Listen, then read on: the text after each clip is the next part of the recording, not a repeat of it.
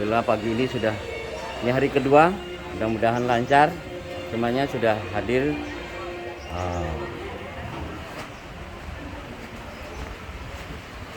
Pagi Mas, Assalamualaikum.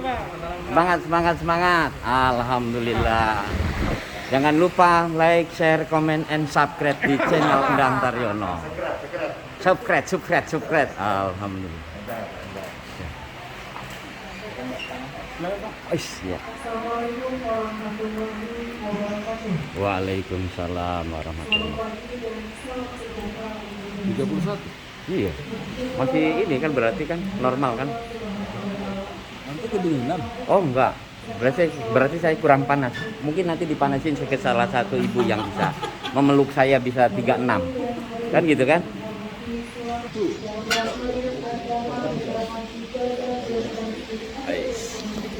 Kita akan Bapak Ibu, kita akan memulai di hari kedua penyerahan ijazah dan transkrip untuk mahasiswa lulusan Institut Teknologi Medan di L2 Dikti. Ini Medan Bung. Terima kasih semuanya. Jangan lupa like, share, comment, and subscribe di channel Endang Taryono. Monggo Pak, silakan. Sudah mulai.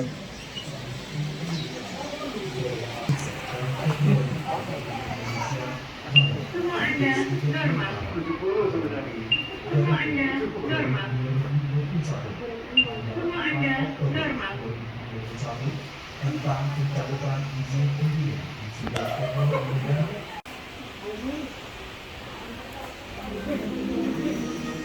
Yuk.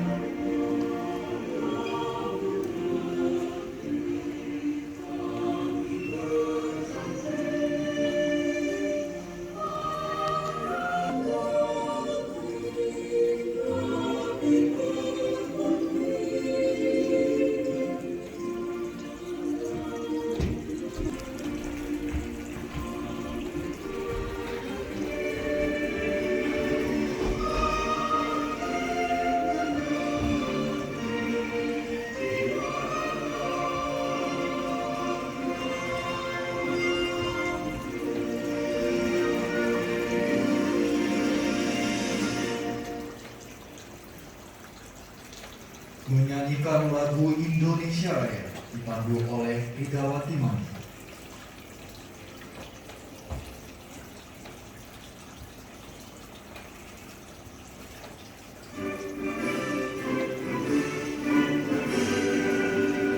Indonesia tanah airku, tanah tumpah darahku. Di sanalah aku berdiri, jadi pandu ibuku. Indonesia kebangsaanku, bangsa dan tanah airku. Marilah kita berseru, Indonesia bersatu. Hiduplah tanahku, hiduplah negeriku, bangsaku, rakyatku semuanya. Bangunlah jiwanya, bangunlah badannya untuk Indonesia Raya. Indonesia Raya, merdeka, merdeka, tanahku, negeriku yang ku cinta. Indonesia Raya, merdeka, merdeka, hiduplah Indonesia Raya. Indonesia Raya, merdeka, merdeka, tanahku, negeriku yang ku cinta. Indonesia Raya, merdeka, merdeka, hiduplah Indonesia Raya. Hadirin dipersilakan duduk kembali.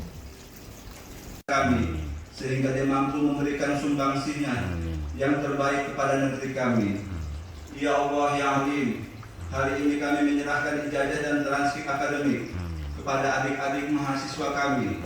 Setelah sekian lama kami didik mereka dengan berbagai ilmu dan keterampilan. Untuk itu jadikanlah mereka orang-orang yang pandai bersyukur, bekerja keras, kreatif dan dinamis, serta siap untuk bekerja dan membangun bangsa kami. Ya Allah, anugerahkanlah kepada mereka kesabaran, kekuatan dalam menghadapi tantangan hidup yang semakin ketat. Tunjukkanlah kepada mereka jalan yang terbaik yang akan mereka tempuh, dan lindungilah perjalanan hidup mereka. Jadikanlah mereka insan-insan yang handal, yang mampu membuktikan tekad dan kemampuannya untuk membangun negeri ini. Ya Allah, di belakang keberhasilan adik-adik mahasiswa wisudawan ini berdiri para orang tua yang telah mengerahkan segala kekuatan dan doanya untuk keberhasilan putra-putri mereka. Untuk itu, berikanlah rahmat kepada mereka, serta jadikanlah pengorbanan dan perjuangan mereka sebagai amal soleh dalam pandangan-Mu.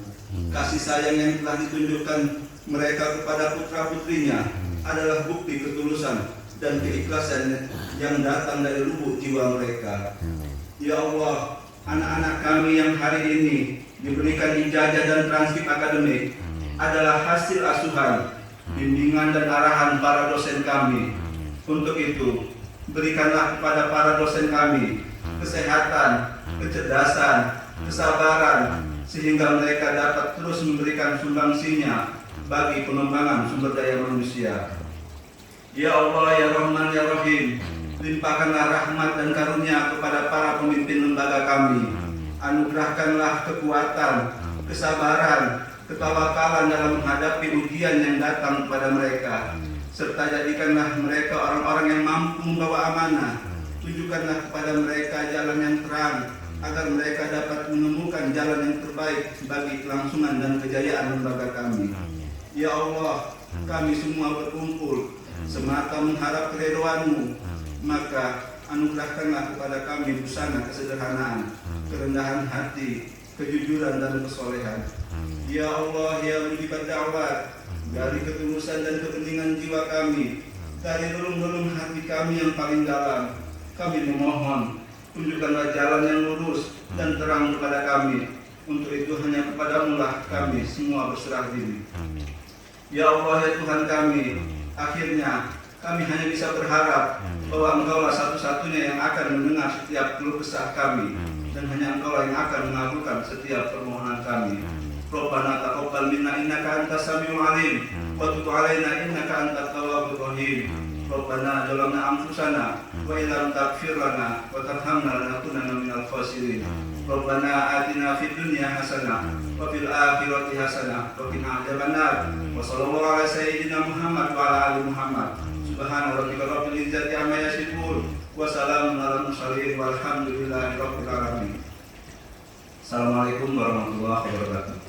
Garing E garing U garing 2021 tanggal 4 Oktober 2021 tentang pencabutan izin dan pendirian Institut Teknologi Medan di Kota Medan dan izin pembukaan program studi pada Institut Teknologi Medan di Kota Medan yang diselenggarakan oleh Yayasan Pendidikan dan Sosial Dwi Warna dalam menindaklanjuti surat keputusan Menteri Kemendikbud-Ristek tersebut. Kepala SD membentuk tim verifikasi dan validasi penyelesaian lulusan dan pemindahan mahasiswa ITM melalui surat nomor 208 LL1 garing KPT tahun 2021 tanggal 6 Oktober 2021. Setelah bekerja lebih kurang 3 bulan mulai dari pengumpulan data lulusan, verifikasi dan validasi data, sehingga pencetakan ijazah dan transkrip akademik, dengan hormat bersama ini kami laporkan bahwa Lembaga Pendidikan Tinggi W1 telah menyelesaikan permasalahan mahasiswa ITM yang berstatus lulus dan mahasiswa pindahan. Dalam kesempatan ini juga kami sampaikan kepada Bapak Kepala dan para undangan sekalian bahwa mahasiswa-mahasiswi ITM Medan yang mengikuti penyerahan ijazah pada pagi hari ini adalah mahasiswa yang telah mengikuti aturan yang tadi dilakukan tim penyelesaian lulusan dan pemindahan mahasiswa ITM Lembaga Pendidikan Tinggi W1 Sumatera Utara sebagai berikut. Jumlah mahasiswa yang akan menerima ijazah pada tanggal 29-30 Januari 2002 berjumlah 772 orang dengan 9 program studi yang terdiri dari Prodi Perencanaan Wilayah dan Kota, Prodi Teknik Sipil, Prodi Teknik Mesin, Prodi Teknik Elektro, Prodi Teknik Industri, Prodi Teknik Kimia, Prodi Informatika, Prodi Teknik Geologi, dan Prodi Teknik Pertambangan. Sesuai prokes dan menghindari kerumunan dalam penyerahan ijazah bagi mahasiswa dilakukan selama 2 hari, yaitu tanggal 29-30 Januari 2002 yang dibagi dalam 4 sesi. Sesi pertama dan kedua pada tanggal 29 Januari 2002 telah kita laksanakan dengan jumlah mahasiswa lebih kurang 386 orang. Pada hari ini, Minggu 30 Januari 2002, kita memasuki sesi ketiga. Untuk Prodi Teknik Mesin berjumlah 178 mahasiswa, Prodi Teknik Kimia berjumlah 15 mahasiswa. Sesi keempat akan kami laksanakan pada pukul 14 yang terdiri dari Prodi Teknik Kimia, Industri, Informatika, Geologi, dan Pertambangan. Hadirin yang kami hormati, kami mengucapkan terima kasih kepada semua pihak yang telah berpartisipasi baik material maupun imaterial, sehingga acara penyerahan ijazah ini insya Allah dapat berlangsung dengan lancar. Kami mohon maaf yang setulus-tulusnya apabila dalam penyelenggaraan ini masih terdapat. Akhirnya kepada Bapak Kepala LIP Wilayah 1 Sumatera Utara dan Bapak Ibu sekalian, kami panitia mengaturkan mohon maaf sebesar-besarnya. Wabillahi taufiq wal hidayah. Assalamualaikum warahmatullahi wabarakatuh. Selamat pagi dan sejahtera bagi kita semua.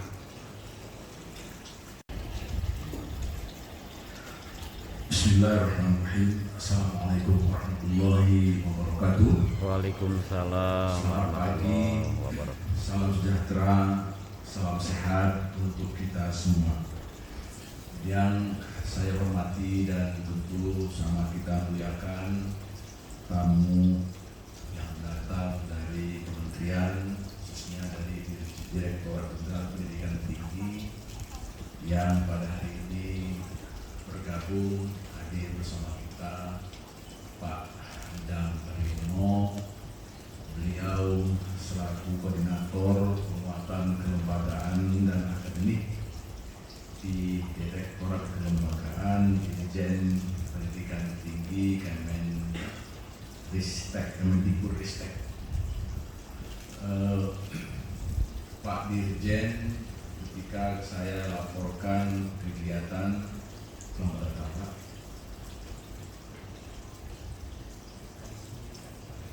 Ya, terima kasih Pak Kadis. Pak Dirjen ketika dilaporkan agenda ini, sebetulnya beliau berharap untuk akan hadir, karena tadi anak-anak kami tahu ini masalah sudah ditarik di kementerian, tapi karena tentu maklum dengan kesibukan hari ini dia masih ada di Makassar. Begitu juga dengan rencana mendelegasikan ke Direktur Kelembagaan yang sudah juga mengagendakan, tapi karena jadwal yang luar biasa, bahkan bersama juga dengan Pak Dirjen masih di wilayah Sulawesi Selatan, sehingga beliau tidak bisa hadir. Waktu diberikan kepada Pak Endang dan beliau juga sibuk kemarin, masih di Semarang atau di Malang ya saya kemarin itu, dia seperti kilat, cepat kilat lari ke Medan. Jadi Bapak Ibu katanya tidak akan rotan terjadi. Kalau saya mengatakan sekarang bukan akar, bukan rotan, Bapaklah tiangnya sekarang. Jadi terima kasih, tepuk tangan untuk Pak Endang. Terima Pak Wali Kota yang pada kesempatan ini diwakili oleh Pak Kadis Pendidikan. Pada awalnya juga beliau sudah mengagendakan, saya komunikasi dengan ajudan, tak ada masalah karena hari Minggu. Ternyata itulah risiko jadi pemimpin, apalagi pemimpin yang menantu presiden. Nah, itu yang hebatnya kan. Jadi sore kemarin beliau ditelepon dari istana, ya mungkin mertua bukan kapasitas presiden memanggil wali kota, tapi mertua memanggil menantu. Wah, ini kan bisa kualat nih kalau nggak datang. Dia berangkat kemarin. Disampaikan mudah-mudahan siang nanti yang sesi kedua katanya, tapi saya katakan jangan dipaksakan ya, karena ini pun bisa kita kondisikan. Alhamdulillah sudah ada yang mewakili Pak Kadis Pendidikan. Kami menyampaikan terima kasih Pak Kadis sudah meluangkan waktu. Kemudian saya melihat tadi di bawah orang tua dan keluarga, tentu dengan rasa mohon maaf karena mestinya idealnya orang tua dan keluarga bisa bergabung di forum ini. Tapi adik-adik adalah kami mohon dimaklumi karena inilah yang dilakukan Ramadan. Kita diingatkan oleh panitia Satgas agar menjaga protokol COVID. Ini pun sebetulnya sudah agak sedikit berbeda dengan yang diharapkan, tapi karena memang jumlahnya mau tidak mau kita upayakan bisa 2 hari, maka rata-rata per sesi itu sekitar 190, 140. Oleh karenanya Bapak Ibu di bawah yang tidak bergabung di sini, saya sampaikan mohon maaf kepada Ibu Bapak tidak bisa menyaksikan langsung. Begitu juga yang mengikuti melalui media YouTube atau melalui Zoom. Ya. Saya tentu menyampaikan selamat kepada keluarga, orang tua, baik secara pribadi maupun selaku kepala lembaga. Saya kira ini hari istimewa bagi keluarga, apalagi situasi penyelesaian ITN ini sedikit agak beda, agak menguras energi, menguras pikiran, bahkan mengganggu psikologis juga. Saya bisa pahami, bisa maklumi orang tua termasuk adik-adik ini, anak kami ini begitu reaktif dalam beberapa hal oleh karena ketidakjelasan, kegalauan atas proses ini yang mungkin saja tidak ada ujungnya. Tapi tentu adik-adik anak kami, inilah hari ini yang bisa kita berikan kepada kalian semua. Apa yang menjadi mimpi itu mudah-mudahan menjadi kenyataan. Today your dreams come true. Mimpi Anda sudah menjadi kenyataan. Selamat untuk kalian semua. Mudah-mudahan seperti kata pantun, anak kuda jalan berempat melompat-lompat. Hari ini kalian sudah tamat. Insya Allah kalian akan lebih orang hebat. Ada satu yang tetap diingatkan, anak kucing jalan berempat ke tepi telaga. Hari ini sudah tamat. Insya Allah segera dapat kerja. Hadirin yang berbahagia, saya menyampaikan apresiasi kepada teman-teman saya ini, adik-adik, supaya tahu juga bagaimana kegalauan mereka juga bekerja. Selama 3 bulan, Pak Andang, Pak Ali, sepertinya waktu itu bukan 24 jam. Kadang-kadang bisa 29 jam, kadang-kadang 36 jam. Karena apa? Gak ada waktu kelihatannya untuk yang namanya menghandle situasi. Ada yang langsung meng-SMS, WA, mana Bu Anggi? Bu Anggi yang selalu di bawah. Saya nggak tahu apakah kalian ingat nama Anggi. Saya kira pantas kalian menyalahkan dia ya. Bagaimana dia dengan keterbatasannya berkomunikasi, menyampaikan informasi, merespon, walaupun kadang-kadang cemberut, kadang-kadang tertawa. Kalian nggak tahu dia balik kanan tuh kadang-kadang menangis juga melapor ke saya. Tapi saya bilang sabar saja, inilah tinta yang Anda akan lihat nanti di sana, entah di mana-mana nanti, untuk hal yang bisa kita lakukan untuk membantu adik-adik dan mahasiswa kita ini.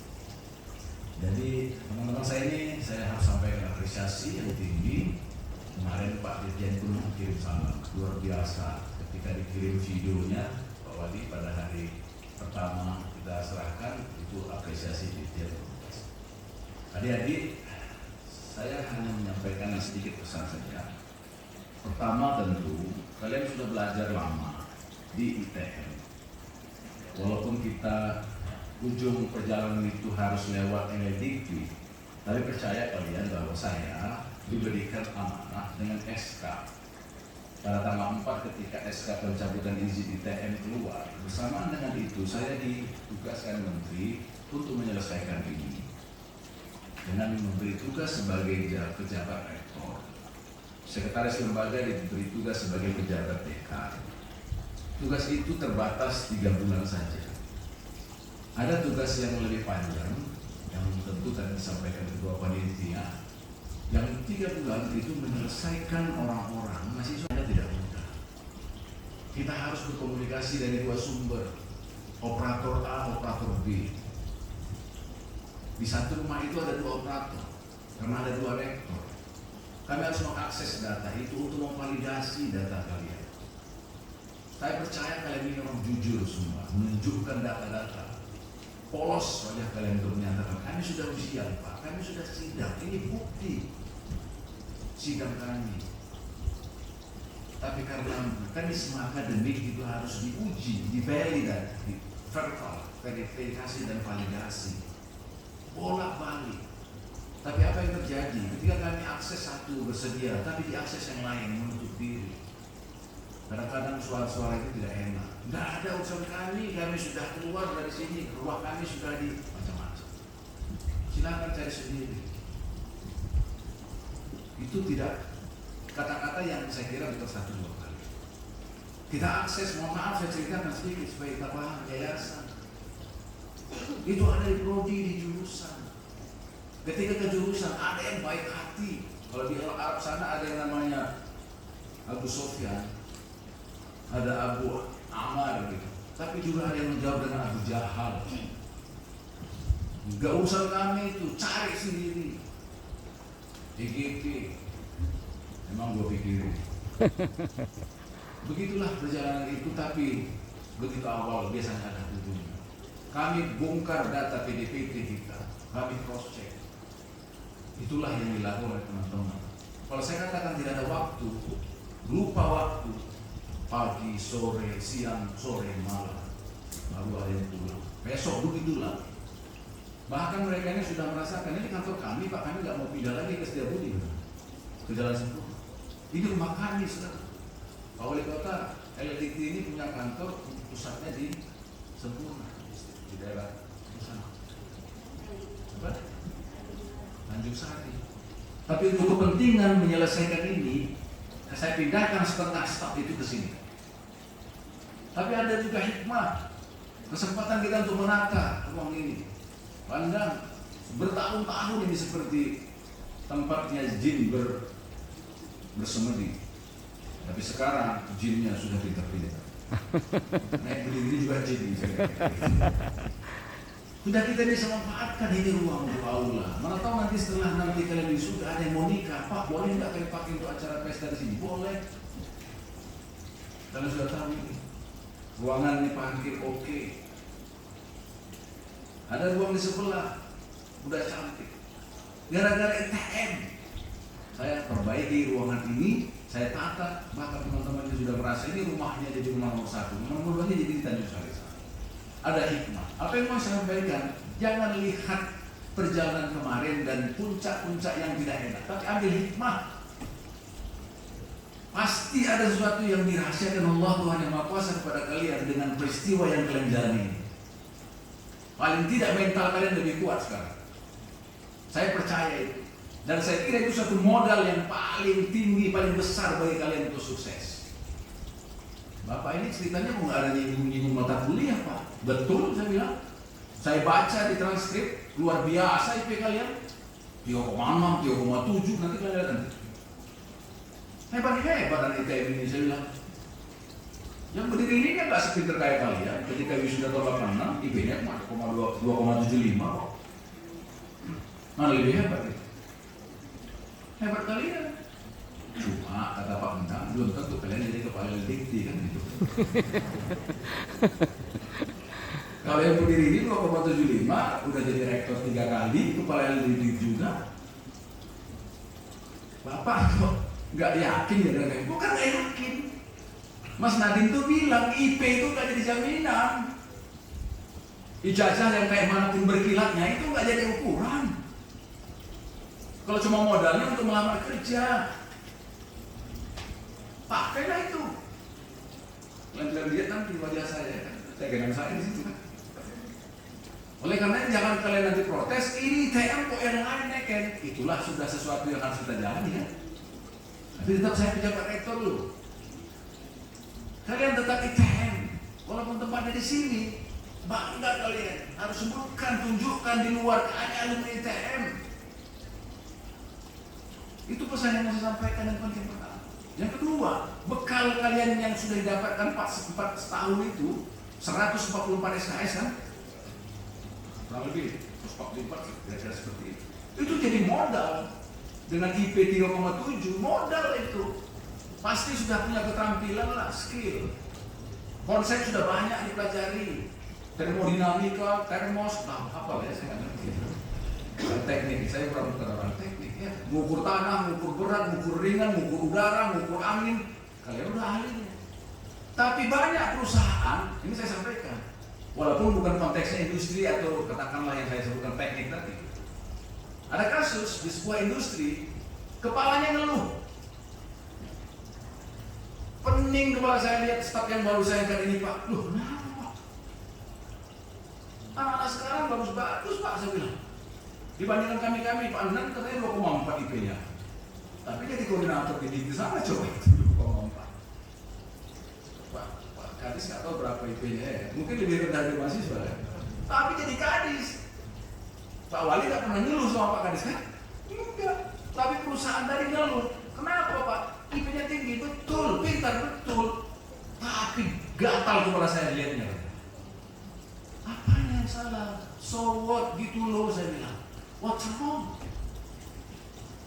Betul kata Mas Nadiem, IP nggak ada di statuta jaminan. Karena apa? Justru yang paling penting itu begitu keluar yang diuji bagi Anda berhadapan dengan the real life situation itu adalah kesiapan Anda bekerja.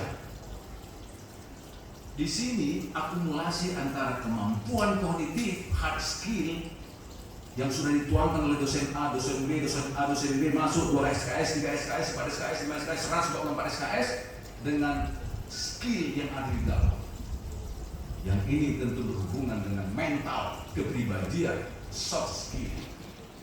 Pesan saya, don't stop study, don't stop learning, tapi not relating about your subject lagi, enggak lagi guru nama kuliah, tapi penguatan mental kalian. Dikasih tugas lambat, dikasih pekerjaan nggak tanggung jawab, dikasih uang nggak jujur. Apalagi yang diharapkan dari orang yang punya IP 3,7 kalau semuanya itu mengecewakan. That's the point. Jadi adik-adik anak kami, urusan kalian sekarang meninggalkan kampus kecil, sebuah proses kecil, 4 tahun. 144 SKS betul. Tapi Anda berhadapan dengan persoalan besar, kampus yang sesungguhnya. Apa itu? Masyarakat. Apa itu? Industri. Apa itu? Dunia kerja. Itu yang disebut dengan the real life university. Anda siap? Yang saya khawatirkan, apa yang saya ceritakan terakhir ini, nggak ada pula itu dipelajari dalam kuliah 4 tahun. Itulah repotnya. Maka ada satu penelitian yang mengatakan bahwa sukses orang itu bukan ditopang oleh yang namanya perolehan hard skill yang saya sebut dengan IP tadi. Itu cuma nyumbang 20%. Kemana lagi mau dicari 80%-nya? Itulah yang saya sebutkan tadi. Kapasitas Anda, kapasitas pribadi, personality, kepribadian, karakter. Jadi employability untuk mengatakan kesiapan kerja itu bukan diukur dari seberapa banyak ilmu, seberapa banyak yang sudah dicapai nilai A, B, B, A, B, bukan. Tapi bagaimana itu diformulasi menjadi kemampuan yang itu di-apply ke dalam dunia kerja. Urusannya di sini. Itu satu. Yang kedua, suka tidak suka, mau tidak mau, kita sekarang, Anda lulus dalam sebuah di mana dunia hari ini ada dalam era yang disebut dengan digital. Revolusi industri 4.0. Ada negara yang sudah masuk 5.0, humanisasi teknologi. 5.0, Jepang. Robot sudah menjadi seperti nurse. Robot akan mewakili manusia untuk mengelas. Robot akan melakukan sesuatu hitungan-hitungan seperti manusia, menghumanisasikan teknologi. Kalau sekarang kita bagaimana teknologi adaptif kepada hidup kita, digital, ekosistem kita hari ini, tidak semuanya, tapi sebagian besar platform kita ini sudah diatur, sudah bersinggungan dengan digital, teknologi informasi, Gojek, GoFood, e-banking, e-transaction, e-procurement, di kantornya Pak Dinas sudah masuk itu kan? Mana lagi yang belum masuk ke situ? Anda, apa mungkin lagi nanti Anda memprediksi berapa proyeksi kebutuhan ini pakai hitungan kepala, kasat mata? Pertanian kalau mau ngecek hama pakai sensor. Perikanan kalau mau tahu di mana banyak ikan, sensor. Cukup dari jauh saja akan tahu nanti di mana ada persoalan hama di satu pabrik atau di satu kebun. Pertanyaannya, are you ready to use digital system relating to your work? Anda siap menggunakan itu dalam konteks pekerjaan Anda? Itu tantangan yang akan terjawab. Kalau Anda asing dengan itu, Anda akan ditinggalkan. Mau berapa IP, mau berapa terampil, karena dunia sekarang itu dia. Yang ketiga, kita hari ini dalam satu sistem ekosistem dunia yang kecil, dunia yang tak lagi berbatas, borderless world, globalisasi. Apa yang ingin saya sampaikan? Belahan manapun akan boleh mengekspan ke belahan yang lain. Belahan yang lain akan bisa mengekspan ke belahan yang lain. Apa artinya? Tenaga kerja dari Indonesia boleh mengekspan ke Korea, ke Jepang, ke UEA, negara Timur Tengah, Eropa Barat. Tapi jangan lupa yang dari sana pun akan masuk kemari. Jangan heran nanti kalau tenaga PDAM kita itu akan datang dari Vietnam. Kenapa? Skill mereka, tapi juga karakter kepribadian mereka bekerja itu bagus. Perusahaan akan hitung curahan waktu bekerja dilihat dari kesungguhan dan keseriusan bekerja. Itu jadi taruhan. Nah, oleh karenanya kalau Anda mau menjadi pemain, mau jadi pemenang, will be the winner, not the loser, jadi penonton, siap-siap Anda menjadi bagian dari warga dunia. Apa yang harus diperkuat? Bahasa Inggris minimal itu harus Anda kuasai. Kalau sekarang selama ini belum, silakan Anda akan bisa berpartisipasi menjadi kompetitor dalam memperoleh kesempatan kerja di luar, everywhere, all over the world. Jadi kalau Anda menggunakan bahasa Indonesia, apalagi pakai bahasa Jawa, bahasa Batak, maka Anda akan kembali ke Sipiomo, kembali ke Galang, pulanglah ke Sungai Rengas. Padahal ada Kampung Bunut di Brunei Darussalam.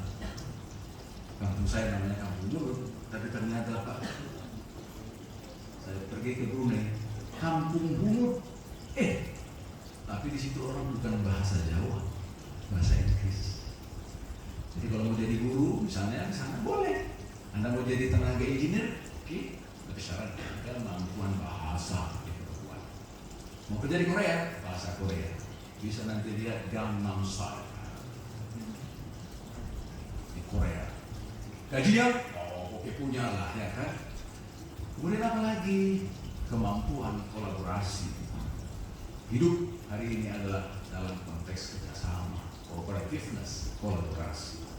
Kalau Anda main sendiri, mikir sendiri, kerja sendiri, bingung sendiri, lama-lama mati sendiri.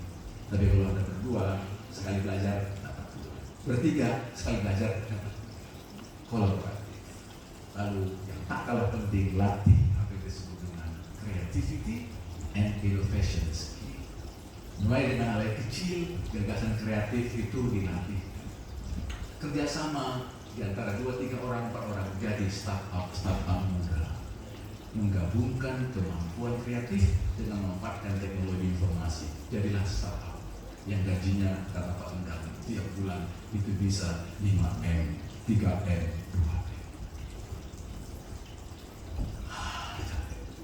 Tidak, penting kalian semangat. Ini yang bisa saya sampaikan dalam sambutan ini. Mudah-mudahan apa yang saya sampaikan bisa jadi pemikiran bagi adik-adik anak-anak kami.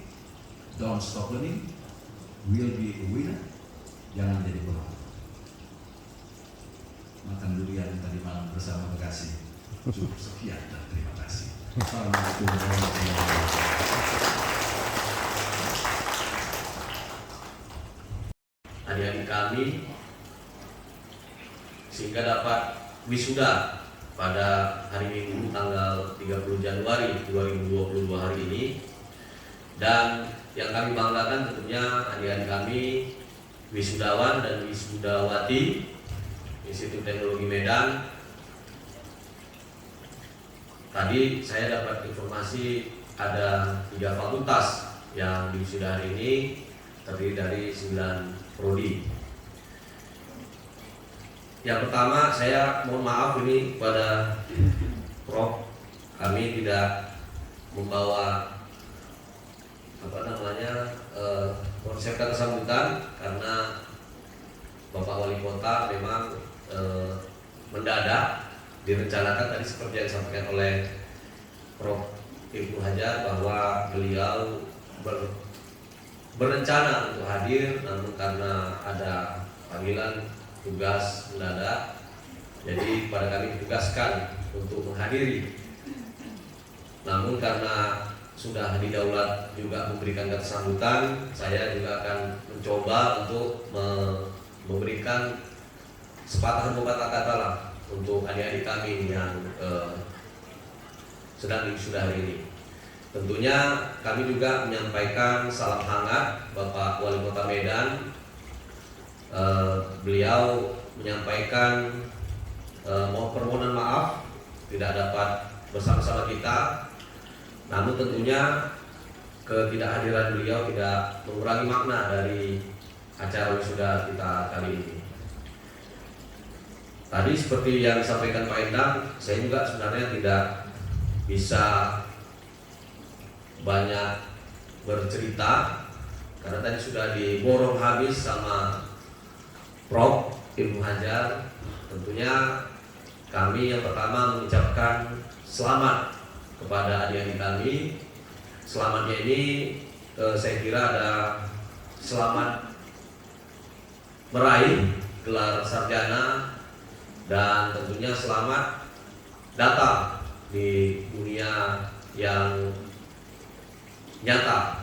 Dunia yang nyata itu artinya bahwa ilmu-ilmu yang adik-adik tuntun itu pergunakanlah sebaik-baiknya, sebagaimana yang disampaikan oleh Pak Rektor tadi, bahwa ada hal-hal yang perlu ditambah, ada hal-hal yang perlu ditambah dari yang adik-adik dapat di bangku kuliah.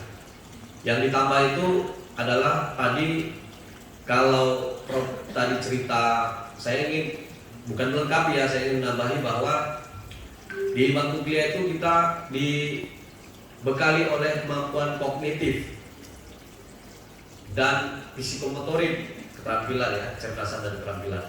Maka adik-adik harus bisa menambah dengan kemampuan afektif atau sikap. Kalau dalam bahasa psikologis modernnya disebut dengan emotional quotient. Selain IQ, intelligent quotient, harus ada EQ ya, emotional quotient.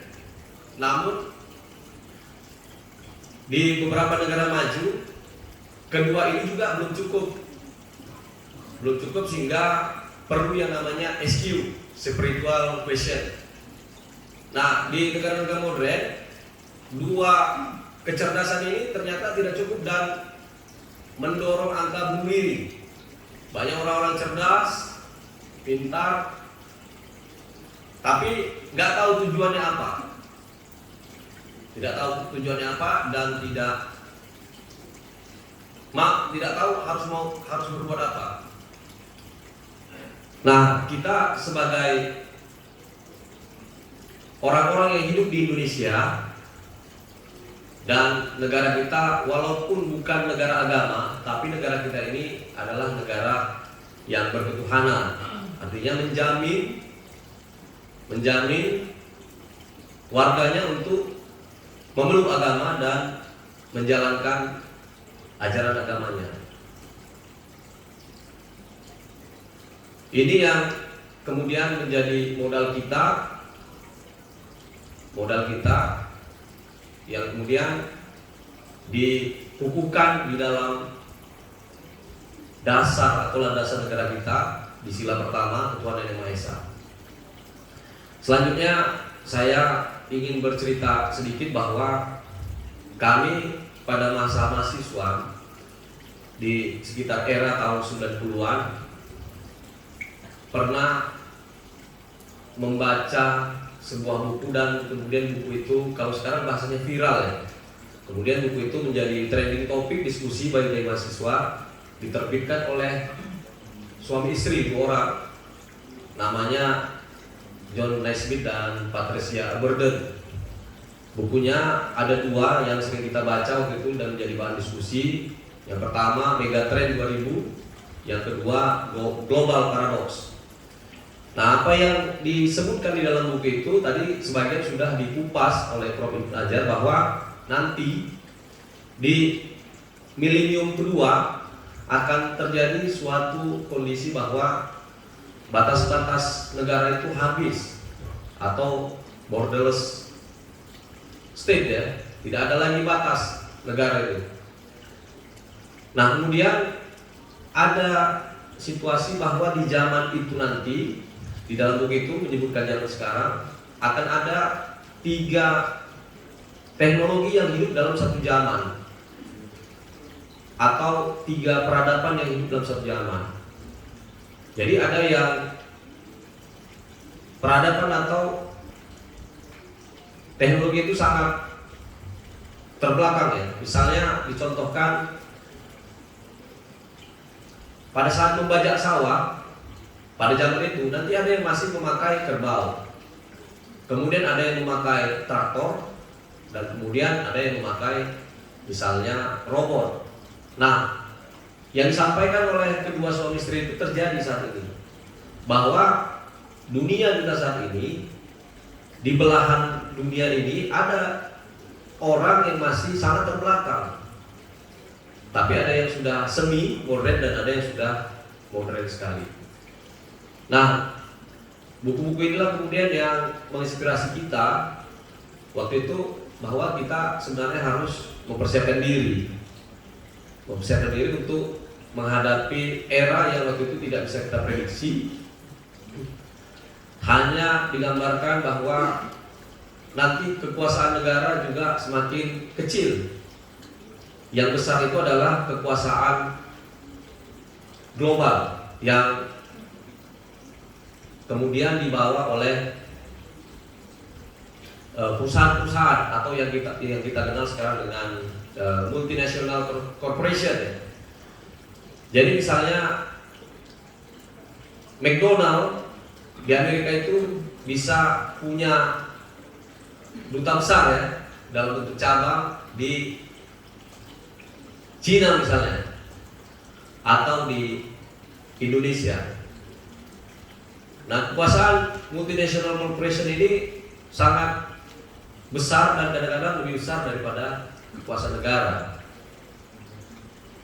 Nah, kondisi kita inilah yang kemudian kalau kita amati, cermati bahwa zaman 4.0 itu adalah zaman yang mendisrupsi